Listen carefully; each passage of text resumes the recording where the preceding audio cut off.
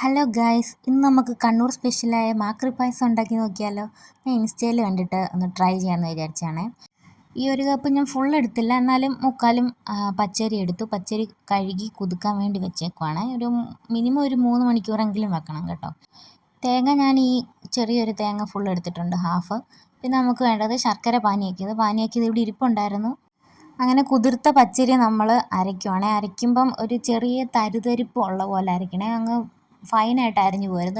നമ്മൾ തരിയായിട്ട് അരച്ചെടുത്ത പച്ചരി പാത്രത്തിലോട്ട് ഒഴിച്ചിട്ട് ആവശ്യത്തിന് വേവാൻ വേണ്ടി വെള്ളം ഒഴിക്കുക. ഏകദേശം ഞാനൊരു 3-4 ഗ്ലാസ് വെള്ളം ഒഴിച്ചായിരുന്നു.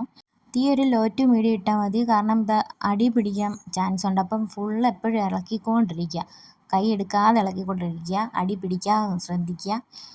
പകുതി വേവാകുമ്പോഴത്തേനും ചെറുതായിട്ടൊന്ന് കുറുകി വരും. ആ സമയത്ത് നമുക്ക് ശർക്കരപ്പാനി ഒഴിച്ചു കൊടുക്കാം. നിങ്ങളുടെ മധുരത്തിനനുസരിച്ച് ശർക്കര ഒഴിച്ചു കൊടുക്കുക. അപ്പോൾ ഞാൻ ആവശ്യത്തിനനുസരിച്ച് ശർക്കരപ്പാനി ഒഴിച്ചു കൊടുത്തു. എന്നിട്ട് ഇളക്കിക്കൊണ്ടിരിക്കണം കേട്ടോ. അന്നേരം കൈ എടുക്കാതെ ഇളക്കിക്കൊണ്ടിരിക്കുക. ഈ ശർക്കര അതിലൊന്ന് പിടിച്ച് വരണം. ഒരു 10-15 മിനിറ്റ് കൂടെ ഇളക്കിക്കൊണ്ടിരിക്കുക, കൈ എടുക്കാതെ.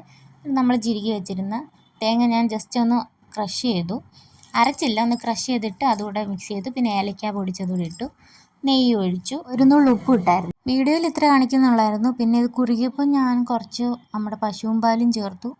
പിന്നെ അണ്ടിപ്പരിപ്പും മുന്തിരിയും ആഡ് ചെയ്തു കേട്ടോ. അപ്പോൾ ഈസിയാണ്, എല്ലാവരും ഒന്ന് ട്രൈ ചെയ്യണേ.